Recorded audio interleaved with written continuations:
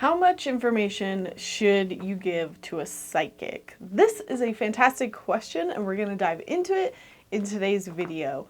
My name is Lauren. Welcome. I am a psychic development coach.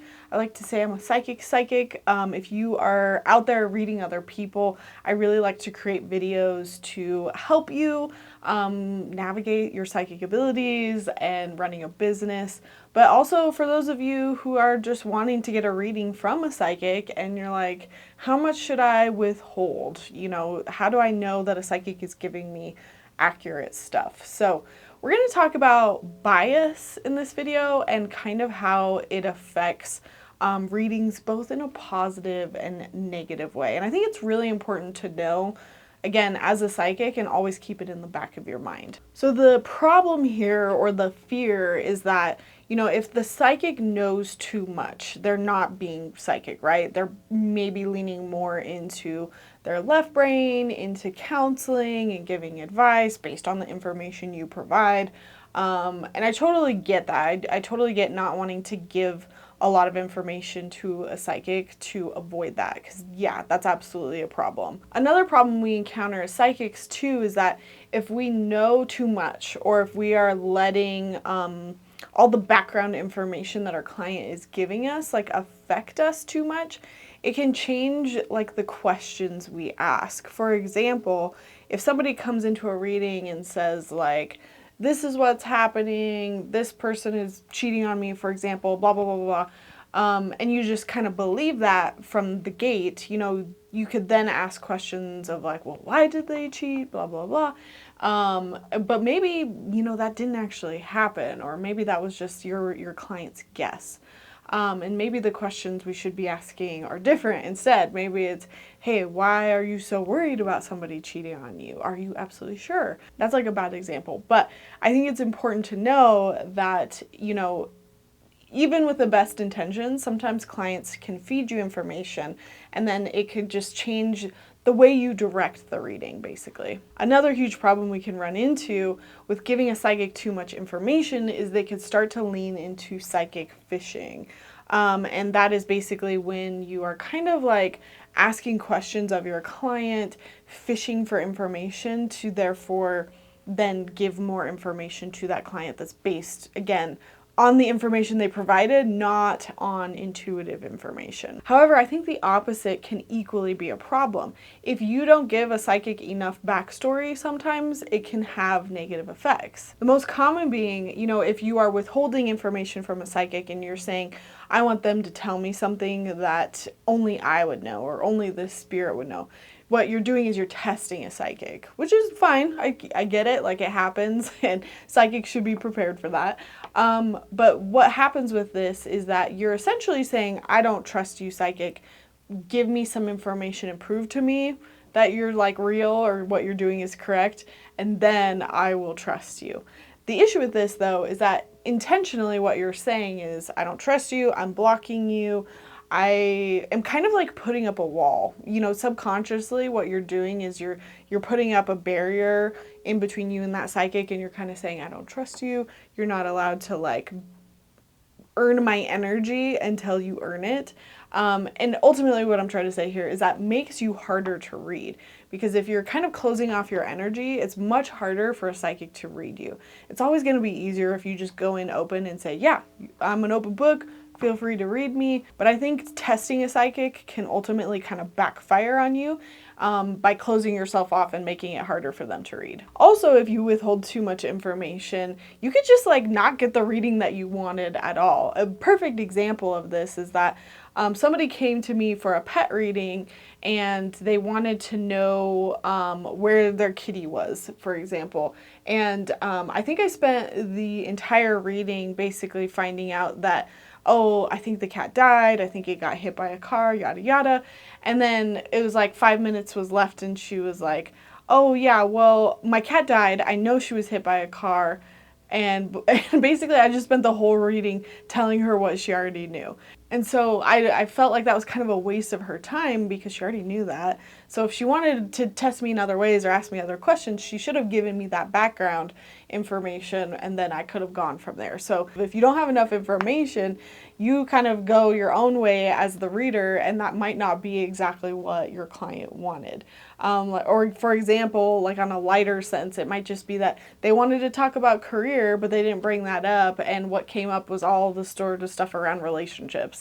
And then the reading's almost over and they're like, oh yeah, well actually I wanted to ask about all these other things. It's like, just ask up front, it's okay. So positives and negatives either way. How do you know which way to go, how much information to ask from your clients? First, I'm going to speak to those of you who are readers. And let's talk about it both ways. So first, we're going to talk about the pros and cons of just not knowing anything, not having any information.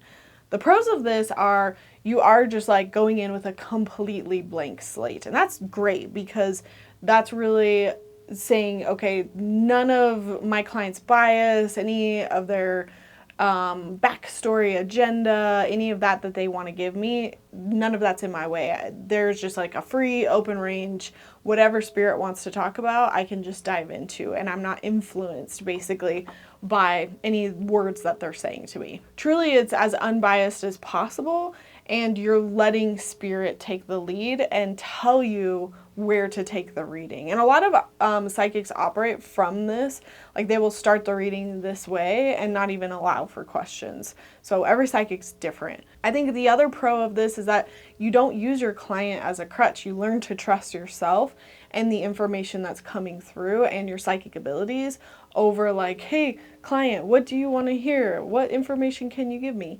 Again, not that that's bad, but it really, I think, strengthens you as a reader to be able to jump into a reading with no input at all. And that's definitely happened to me before, where it was like an hour-long reading and someone was like, I don't have any goals, I just want you to tell me whatever comes through. And sometimes that's terrifying, and then other times you're just like, oh, you know what, I'm scared, but all I know is that, hey, I just default to spirit, go to what they want to talk about, and just follow their lead. And ultimately, I think what happens here is that the client ends up hearing what they need to hear, and it's not influenced by any of their questions or concerns. There's definitely some negatives, though, to not knowing anything going into a reading. So the cons of this are absolutely like feeling nervous or anxious because you have to fill the time and fill the space. And my advice there is take your time, don't speak until you've fully received a message. Don't feel rushed into giving a reading. Another con again is like maybe you end up speaking to something else that they don't really want. Like maybe you start going into like, I feel like it's usually like things that they need to work on within themselves, and really they might have wanted to hear from like a grandma or something like that. So there's the negative side of like maybe they're not happy, not that that's your responsibility, but that can absolutely happen. Also, if they are testing you, if they are purposely not giving you anything or saying, I want them to tell me XYZ so that I know you're kind of like the real deal, usually that, again, it causes like anxiety. It's like a performance anxiety. And what that does is that energy, that nervousness, it kind of gets in your way because all of a sudden you feel like you have to be blowing them out of the water, right? Like you have to blow their mind or else they're not going to like hear anything that you're going to give them.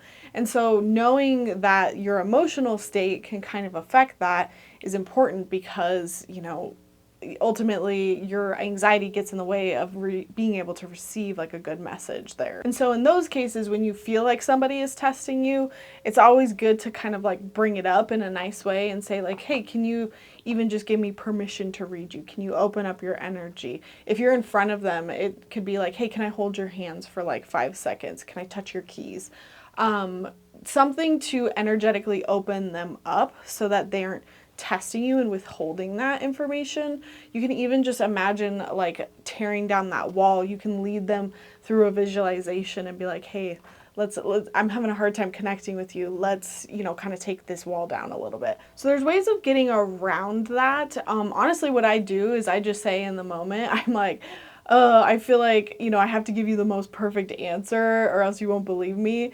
And, that nervousness and that energy kind of makes it harder for me to read. So I'll try my best, but I'm just going to kind of see what comes through and, we'll figure it out as we go. But I try not to like promise anything, and I kind of lightly try to tell them like, hey, you kind of F with the reading when you do that. But unfortunately, you can't control again what they do, so you at the end of the day have to kind of know how to get around that. And a lot of times I just breathe it out, let it go, and I just say, okay, I don't have to be 100% right 100% of the time, which is what they're asking from me, but I'm gonna just try to get the most accurate information as possible, and I just kind of let it go. And then the last thing I think that happens is that when we don't get information as psychics, sometimes it's really hard for us not to want to ask those questions and to psychic fish.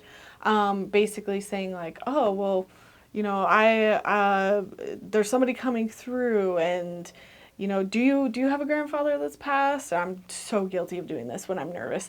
And really the key here is to receive the psychic hit and state it.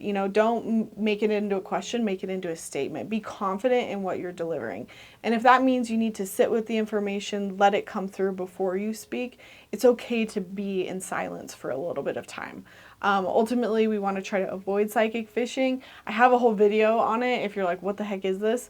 It's not something that's like completely possible to not do, but it's just something to keep in the back of your mind, because you do want to catch yourself if you're floating into using that as a crutch way too much. Now, let's talk about the pros and cons to having some background, having some inclination of like what your client wants to talk about, whether that's giving you a question, giving you a little bit of backstory, or just spilling out all of everything to you, what that looks like. So obviously the pros to this is that you know what's going on, and so you can ask better questions. Like for the cat example that I gave earlier, it's like, okay, I already know her cat is dead. So now we can move further into, well, why did the cat get out? Or what does the cat have to say now? Instead of spending all of that time just telling her, again, something she already knew. And so that leads me to kind of the next pro, which is, you're essentially hitting on what they want to get out of a reading, because they're not just like completely stonewalling you. You have information, you kind of have a direction as a psychic. Another positive that I don't think a lot of people understand when it comes to psychics is that you can use the energy of whatever you're talking about to connect with it deeper. So for example, if you want to connect to somebody's grandma, sometimes having a photo of them can make that connection so much stronger, and you can make sure you're setting your intention and you're like, yes, this is the person I'm absolutely talking to. And I feel like I'm for sure connecting with this person. Or if you are giving information about like a situation, I can connect to the energy of that situation. Like the best way I can describe this is like a dream. You can explain the dream to me. And you can say, this is what happened, this is what happened. And so what I'm doing is I'm moving my energy into that dream.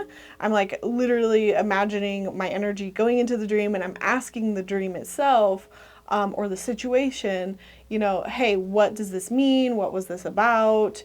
What are we missing here? So I'm using it as a way to anchor my energy and to ask that thing a question. Whether, again, it be a situation, a person, a dream, whatever. So I think that often when psychics ask for these things, they're using it as a better way to connect and get you more accurate psychic information. But a lot of people don't understand this. They might think it's that psychic fishing, which I totally understand. There's like a gray line there of like using it to connect versus using it to like counsel and give advice, instead of using it to trust your intuition, basically. I hope I'm making sense here. If I'm not making sense, please always just like ask me in the comments. So essentially what I'm saying is, by being able to connect and hear like the backstory of something, you can have stronger insights. So like when people tell me like the backstory of a situation, I'm listening with my intuitive mind and my logical mind. Like logical mind to kind of like remember what they're saying, but my intuitive mind to pay attention to what spirit is saying. And so as somebody is telling me a story, I might hear spirit say, nope, that's false, or there's something wrong there, or she's misinterpreting what happened there, or that's correct, that's true. Or dive into that more is like what I hear clairaudiently as I'm like half listening, is what I like it to explain. So having backstory can absolutely help.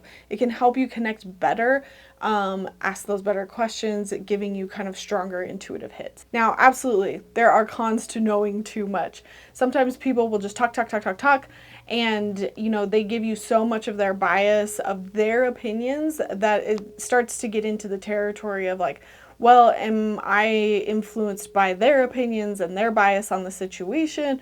Or is this actually like psychic? Is this what's coming through?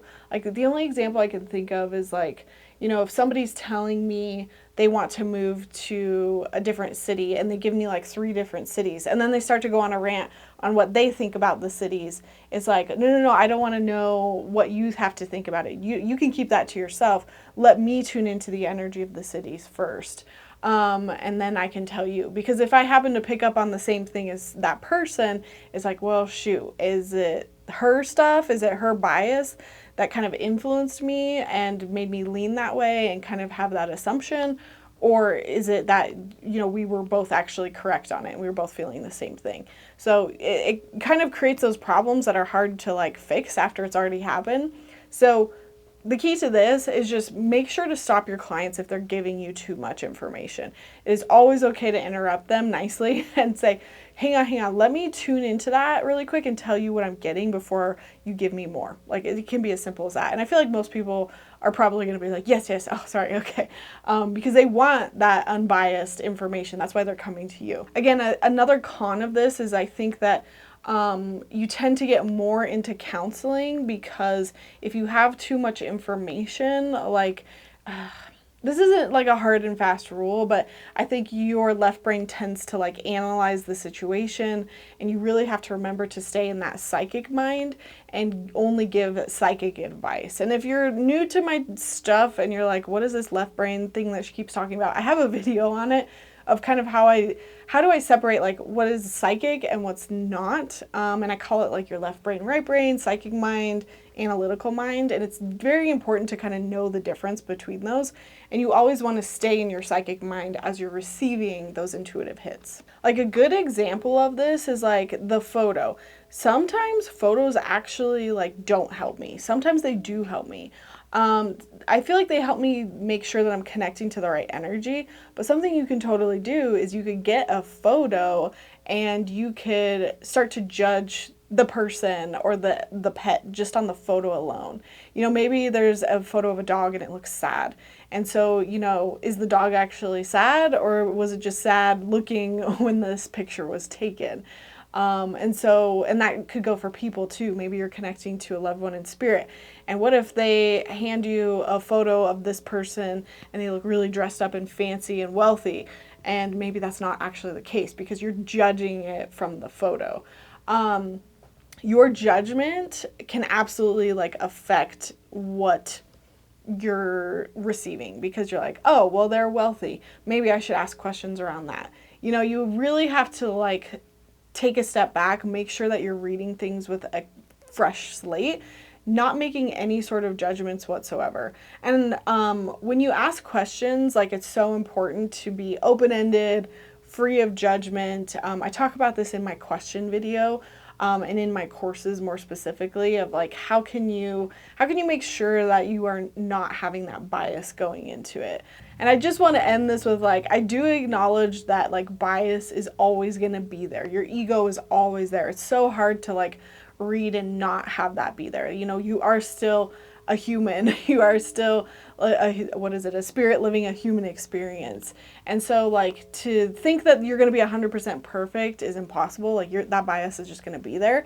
It's okay if you are a little bit biased. I think it's more important just to like keep it in the back of your mind and keep yourself in check when you start to float way too much into doing some of these in a negative sense. So what do? Do you ask for information or do you not ask for information? For me, I think it's important just to set a baseline and then go from there. So like I have a baseline of information that I need to probably just connect, to make sure I'm connecting to the right person or right spirit. So I usually ask for a name. If you can send me a photo, I will say that that's optional, but I don't require it, again, because sometimes photos kind of mess with me. And then what I do is during the readings, if I need more information, I tell the person that they can give me more, or vice versa. If they're giving me too much, I will tell them to kind of like shush. So if you absolutely need a name or a photo or a birth date to like make sure you're connecting to the right person, this goes to like intention and like who you're talking about, which is a video that I just made. I also tell people, like, when they purchase a reading on my website, like, you can leave ish like what you want to go over ahead of time. Sometimes people will leave that, sometimes they won't. And again, you have to be prepared. You have to be prepared for the person that like gives you nothing, and you should be able to like run the reading on your own. But it's totally okay to have kind of like a bare minimum of like what you need just to connect and receive that psychic information. I mean, as long as you're keeping in mind the rule of like, don't use your left brain, don't counsel, try to stay in that psychic mind as much as possible. Always ask spirit where you should go next or what questions should be asked. I think you're going to be okay. Ultimately though, like, obviously this should be said, or this shouldn't have to be said, but like, don't go looking them up online either. I think that's a lot of people's fear, and I don't say that enough. Like, I never do that. Like, one, I don't have the time to do that, but I think that it's also important. Yeah, don't go looking into their profile. I try really hard not to like go search people's names beforehand just to even like connect with a picture. Like, no, we want to not invade their privacy.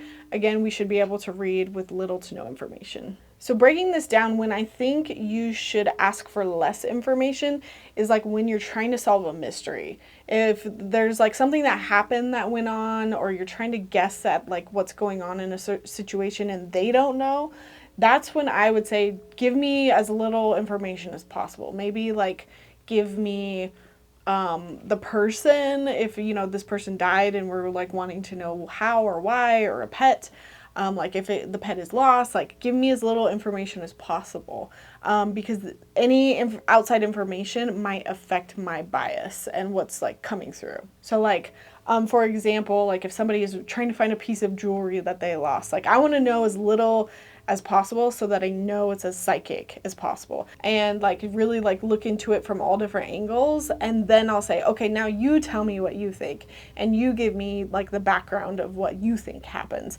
And then again, I kind of do that like half listening, and that's how I like again hear like, oh, wrong, or oh, that's correct. Or, oh, look over here instead. I think it's okay once you give everything to then dive into like maybe their opinions. But again, always think fresh slate. You always want to go into a reading with a fresh slate. Now, when I think it's okay to have more background is usually when like, I don't want to say like the reading is of no consequence, but it's like maybe you're weighing between two different options. I don't see it as a negative thing to know what those two options are. Basically, it's any time when you're trying to connect to the energy, and connecting to that energy would be helpful. Connecting to the situation, connecting to the dream, connecting to the person, the spirit, when it would be helpful and it wouldn't necessarily affect your bias. So like, again, weighing between two options. If somebody is like, oh, I've put in a job application at two different places, they both got back to me, I don't know which one to go with. You can absolutely just get like a little bit of information from either one. So then I know I'm really connecting to each one and getting very specific information, and I'm not like mixing them up. So like, okay, you know, the most I might get is like, it's this position at this hospital and this position at a different hospital. So I've got two very clear like A and B, because sometimes people will be like, oh, option A, option B. And then they're like, wait, I don't know which one's which now. So it's always helpful to kind of have it set ahead of time. So then there's also not the confusion on the back end of like, well, I don't know, like both of these make sense for both of them. So which one is which? Another example of this is like, maybe you just want to know who your guides are. Like you don't need to like withhold your energy from me. In fact, having your energy would actually like help. So having a photo of you, knowing your name, like being able to even like hear you or see you, you know, that would help me connect better with your energy and make sure that I'm definitely connecting with like your guides. Like you don't need to like withhold anything from me. It would only help in that situation. So I've talked a lot about like having a fresh slate when you come into readings, and like mostly I've been talking about the information that somebody provides. However, if you meet with somebody regularly, that information can also affect your bias. And that's what I want to talk about here, is that like you often will read people multiple times. And so I think this is why it's so important to try not to remember the readings. Don't take notes on your clients, because then you are coming in with a fresh slate. But you do have to acknowledge, that also if you read somebody often enough and you just do remember those things because you just do, it's okay too. But it might be worth like prefacing to your client, like, hey, I know we talked about this before. I'm trying to make sure, that's not my bias. And basically what you can do in the middle of a reading is you can just ask. You can ask Spirit, is that my bias or is that psychic information? And there's always like you could like do a different technique or like pull a tarot card just to like make sure that it's not your judgment of the situation. But I just wanted to acknowledge that that absolutely happens. So that's why it is so important to like not read somebody too much. Like on the extreme side of this, let's say you read somebody like a friend like every single week and you know every single detail of their life, and you have your opinions and thoughts of like what they should or shouldn't do. That's like the most extreme version of this, of you having a bias that could affect the reading. Because like, maybe you really think your friend should be single and they keep asking you about XYZ, all these different people, and like, what do you think of their energy? And you could be changing the reading or redirecting the reading or changing the information that's coming through to basically like serve your agenda, which is like, she needs to be single. You know what I mean? So ultimately what I'm trying to say is like, by reading people less often, this will also help you come in with a fresh slate. If you find you're having an issue with this, it might be good to put in place like a rule of like, hey, you can only come see me ever so often. And what I try to do is just like, I literally mentally clean a slate right before a reading, especially if somebody of like, I've already read them and I'm just like, oh, whatever was there is gone. I'm starting as if I've never read this person. And sometimes that intention alone can really help. I think it can be like a downside though to your clients, because if they're like, oh yeah, I've told you like 5 times, here's where I work. So you have to kind of like explain to people like, it's not personal, but I think people understand and they get that, especially if you say like, the reason why I'm doing this is to get clearer information for you. So if you are receiving a reading, the advice here is the exact same.